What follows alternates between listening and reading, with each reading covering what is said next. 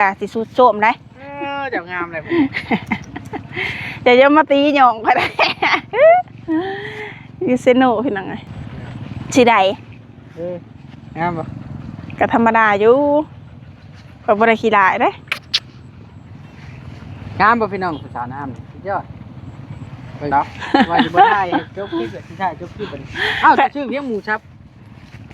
หมูซับหมอถูกมากินเด้เขาได้ซื้อจะเป็นอย่างเนาะประตูอะไรครับประตูช่างคือตีนเกียนมาดินี่อยากได้หมากนี่หมากนี่อะไรล่ะแค่เศร้ามันเลยโอ้ยถึกกว่าเก่าไม่ยังนี่งามบอกไม่ล่ะสีนี่เด้สีนี่สุดเด้เขาเพียนสายจานสุดละ1,500ผู้ใดมันไปชุดป่ะโอ้1,500สีก็ได้สีท่าลูกติ่งเลยวะนี่เอาสีชาวบ้านเอานี่เจ็ดตัวใหญ่ได้ใช้ลุงมันใหญ่มาเบิ่งลุงใหญ่ก่อนป่ะเป็นมันเนาะมาละ10ป่ะ7มา70ดินี่ว่าตัวใหญ่นะครับตัวใส่บันหัวอันนั้นได้ค่ะตัวใหญ่จังลูกเท่าไรอันตัวใหญ่นี่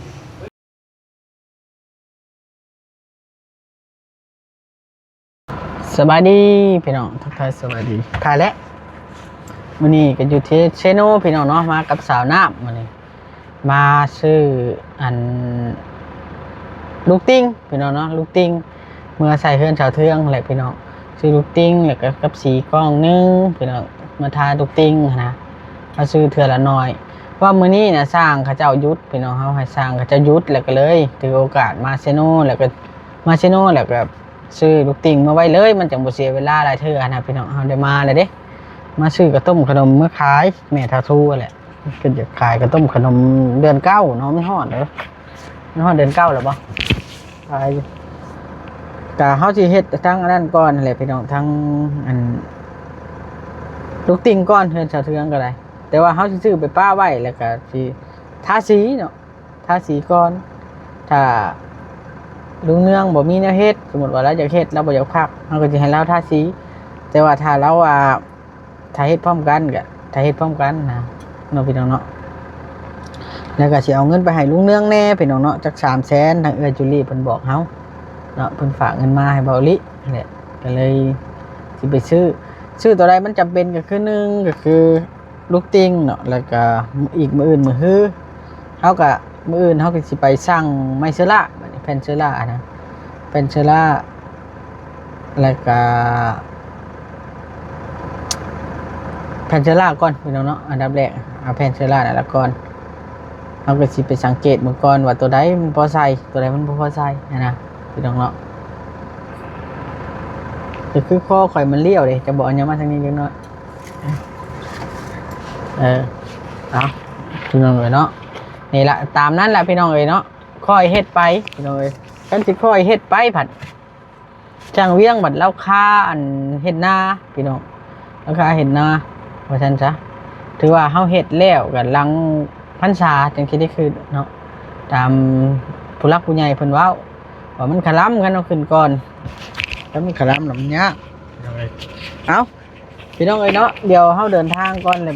ที่จะถามเบิ่งตอนเฮาไปซื้ออันลูกติ้งมันสิลูกแล้วเท่าใดพี่น้องลูกติ้งน่ะ2ลูกลูกใหญ่น่ะลูกน้อยน่ะเบาลี่สิเอา70ลูกน้อยเป็นได้คือใส่หลายแท้พี่น้องเฮาใส่ที่กันจำเพิ่นมาแถวแก้วน่ะ12เซนมันตกอยู่อัน10เมตรพุ่นถ้าเบาลี่ว่านะเบิ่งก็สิหารไปประมาณ9เมตร8-9เมตร2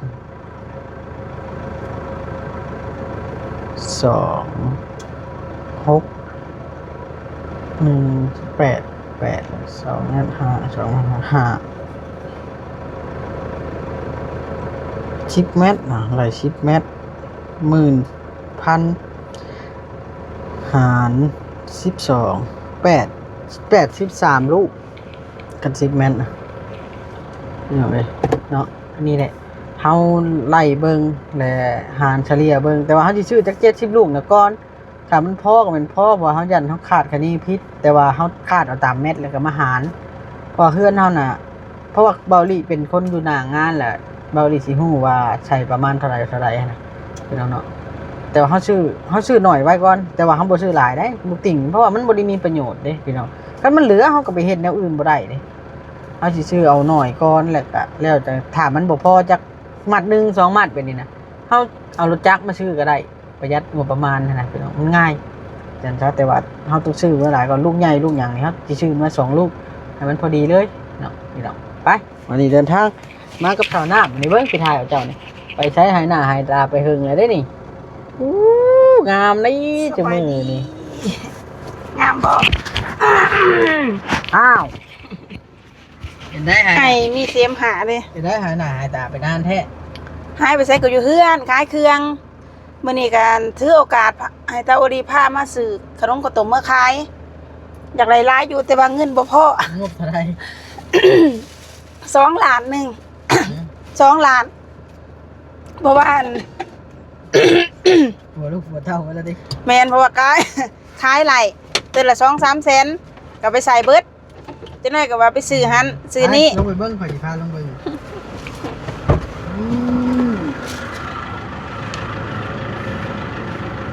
เด้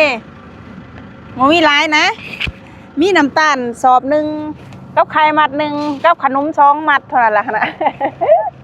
จำซื้อมากินซื้อมาขายก็ได้ เดือนเก้านี่จะดีเอาขึ้นมาได้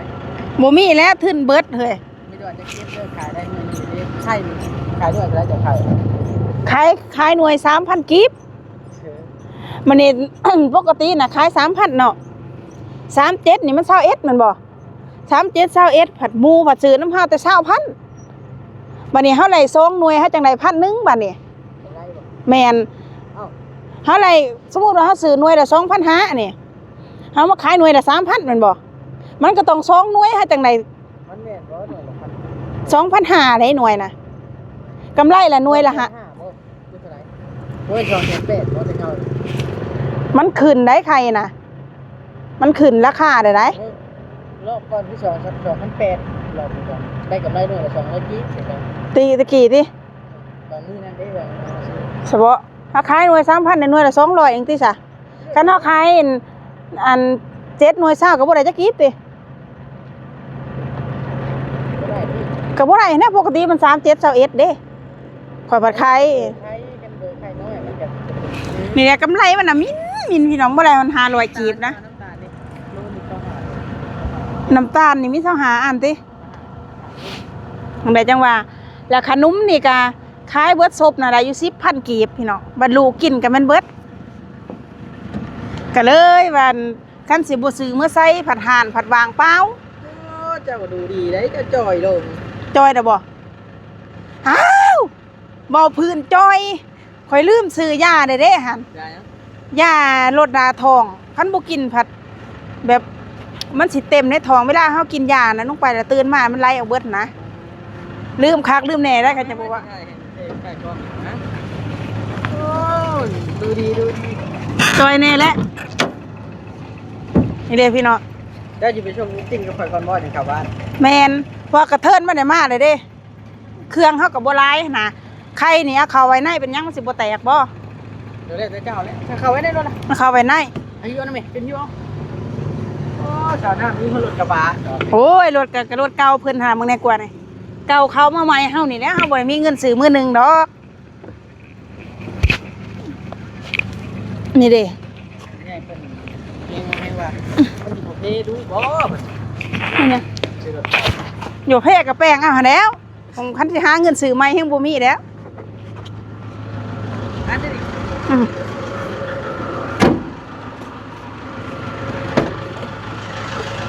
โอ้ยมันมีแต่นะครับไม่ต้องมองทั้ง นี่แหละพี่น้องแต่ว่าไข่มันก็บ่ใหญ่บ่น้อยเด้ถ้ามันใหญ่เด้ไข่ธรรมดาอยู่นี่แหละพี่น้องเอ้ยขายเครื่องกะคันว่าบ่มีเงินเดือนเตาดีมาหมุนน่ะเบิดตะเหิงแล้ว มันรถไปนี่ถึงถ่ายมันจบคลิปเลย คันบ่มีเงินเดือนเตาดีมาหมุนน่ะงวดก่อนน่ะสาวนามก็เอาเงินน้ำเตาดี5 ล้าน มาลงเครื่องแล้วเงิน5 ล้านมาหมุนบัดนี้มาซื้อเครื่องลงขายบัดนี้ขายไปขายมาได้เงิน3 ล้านบัดนี้มาซื้อเครื่องบัดนี้จะไปใช้เบิดถ้าเครื่องเบิดบัดนี้ เงินเดือนค่อยเดือนจะ200 200ได้4 ล้านมาซื้อเครื่องก็ เพราะว่ามันเฮาช่วงเฮาโซดิบ่ได้ค่อยลงคลิป ก็ฮอนบ่พอซ้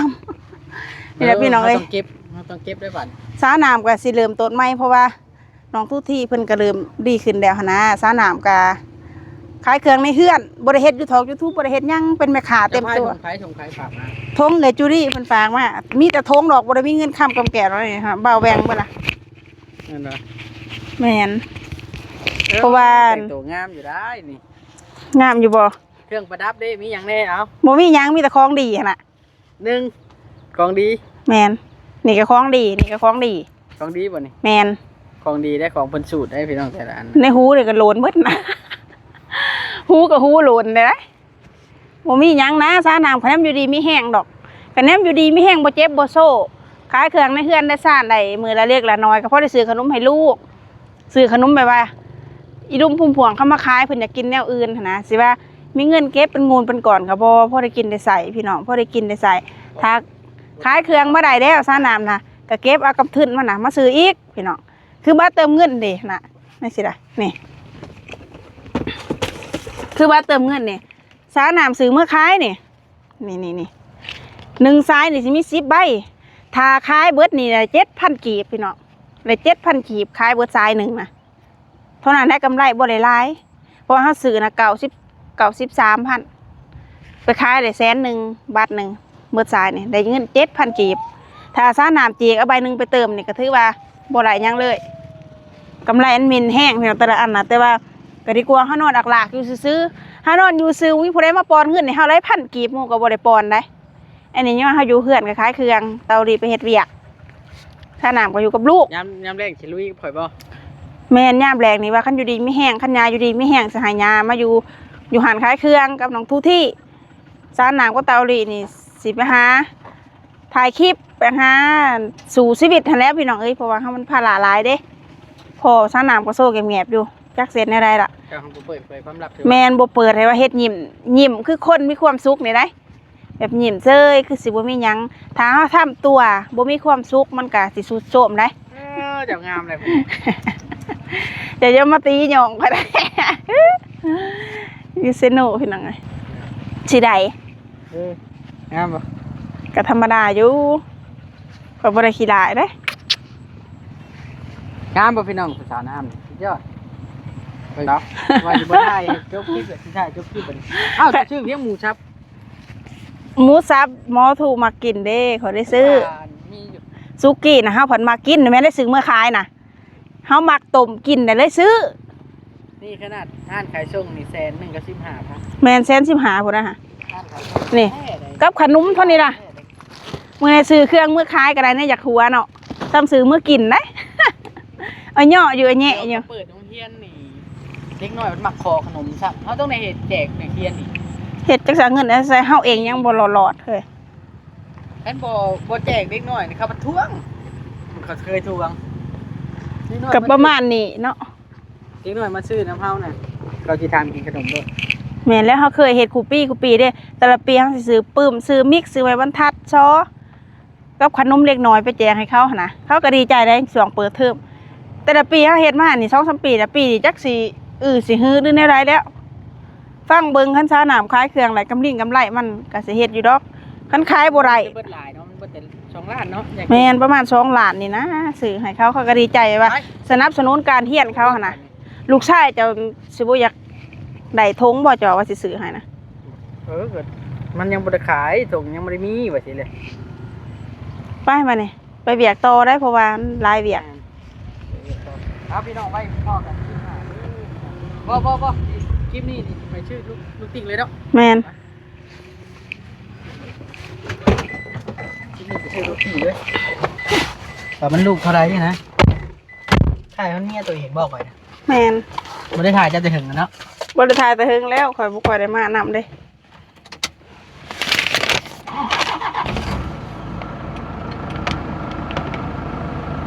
ใช้เบิ่งด้วยน้ำตาลนะ 300,000หา เสือ ใครก็300,000หาครับ เออ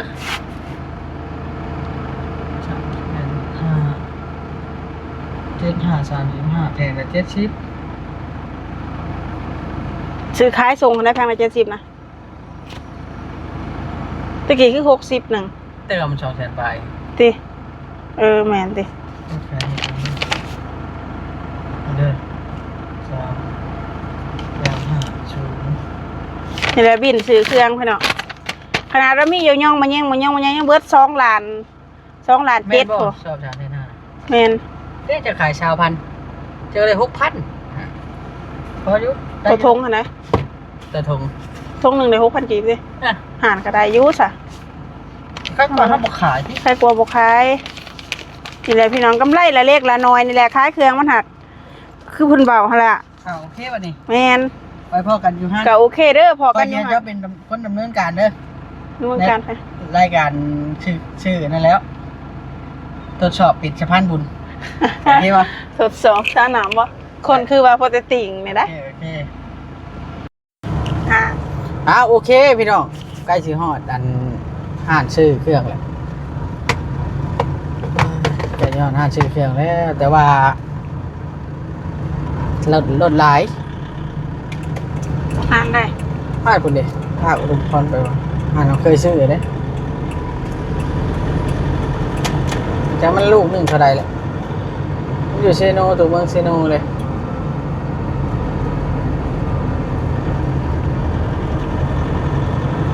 โอ้เบิ่งอุดมพรก่อสร้าง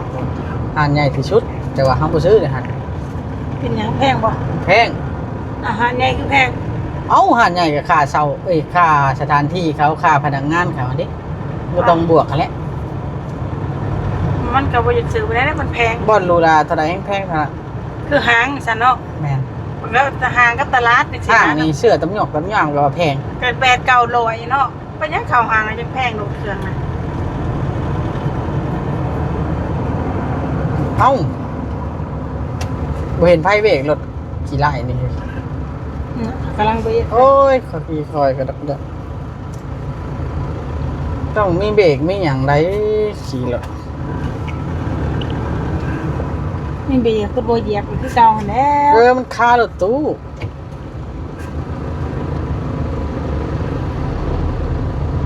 แล้วคารถตู้ใช่ไหม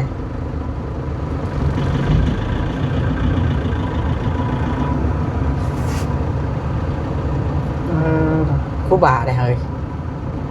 แซงบ่ครูบา นี่ยังพอทมนี่มันข้างหลังว่ะ ตรงนั้นเราเถาบานเต้ อากระเท้าอะไรจะมานมเขา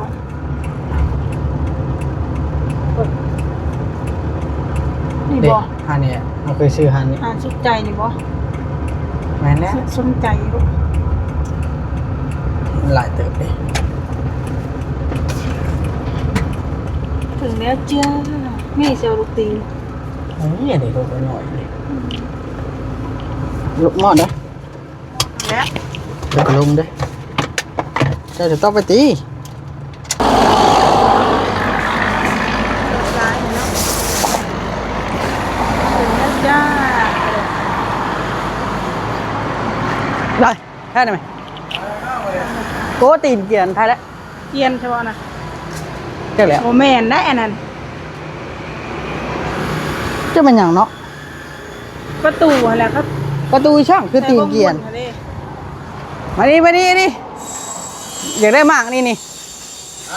หมากนี่อะไรล่ะ เอาซะแค่เช้ามันเลย โอ้ยถึกกว่าเก่าไม่ยังนี่งามบอกไม่ล่ะ ก็มันก็เลยมันก็เลย สีนี่เด้ ซีนี่สุดเนี่ยเขาเขียนใส่จานสุดละ1,500 1,500ผู้ใดมันเป็นชุดป่ะ โอ้1,500สีก็ได้สีท่าลูกติ่งเลยวะนี่ เอาสิชาวบ้าน เอานี่เจ็ดตัวใหญ่ได้ใช้ลุงมันใหญ่มาเบิ่งลุงใหญ่ก่อนป่ะ เป็นมันเนาะ มาละ10บ่7มา70ดินี่ว่าตัวใหญ่นะครับตัวใส่บันหัวอันนั้นได้ค่ะ เด้ตัวใหญ่จักลูกเท่าไหร่อันตัวใหญ่นี่ ผู้ใหญ่กับซ้อนกับเช้าเหมือนกัน โอ้ถึกกว่าเก่า30 ก็เข้าอะไรทุกคน 2,500ได้กว่าชื่อบุก่อนแม่นบ่ เ หรือจะตัวข่อยบ่แต่เก่า โอ้ยคนตายว่าหน้าพ้นในรุ่นพิเศษ ย่ำผลบ่ได้ค่อยได้ขาย ย่ามแรงไปได้ขายเด้ครับย่ามพ้นนี่มันติดผาติดพ้นเด้กับปกติเพิ่นแล้ว เขาต้องเลือกเอาเนาะพวกอับได้ดิ ป้าตะซาเถื่อแกจะลูกติ่งงามแท้นะ เย่ช่องแซนซ่าวลูกหนึงนะตัวใหญ่ ยามนี่ได้โปรโมชั่นนายเป็นไรยาม โอ้ย กันแรงนะอุ้ยโกงกันเด้คือสากกับเบื่อเลยตัวนี้นะเฮ็ดมุ่นลุยๆอยู่ เบิ่งหน่อยอู้คักๆนี่เนาะสองอันนี้เนาะได้เลยนี่ เป็นเสียนอะไรเนาะจังมุนบ่แต่แท้ใหม่ธรรมดาเนาะเพิ่นมาเสียนเฮ็ดนะ แล้วจังที่ถามข้อมูลน้ำเล่าเรื่องบานประตูเนาะสี่บ่พอชื่อที่สี่ได้ชื่อโหลดชื่อแล้วเนาะ ซื้อแล้วนะคันจะสิไปทาลูกติ่งยามไรสิซื้อซะได้มานะไปหิวเองซอยลาว หิวเองก็ได้บ่เพิ่นสิบ่ให้บ่ได้บ่หิวเองบ่ให้ติ ได้มาเลยเลยยาก หิว เอาตัวมันงามได้ให้เลือกให้ได้ เจ้าหั่นน่ะ เริ่มห้าเลยเจ้าเลย เจ็ดแล้วฮะขึ้นขึ้นจังสิพอบุสองอันก็พอแล้วตัวใหญ่อะ ลูกกระเป๋ายังกัน เอ้า เอาอีกน้องพี่เอาไป เปล่าตุ้ตาล เอามา เนี่ยอีก3บ่มันสกีขึ้นเลยเดี๋ยวแล้วจังสิถามมันนั่นน้ำลาวพี่น้องอันนี้ให้ละ2แสนเช้าแล้วตัวนั้นก็2แสนเช้าโดนแล้วเป็น9เนาะ9 2 9 18แม่นบ่9 9 18ล่ะ2 2 4หลายเติบอยู่เนาะก็จะโหลดว่ะหลอกโหลดไว้ก่อน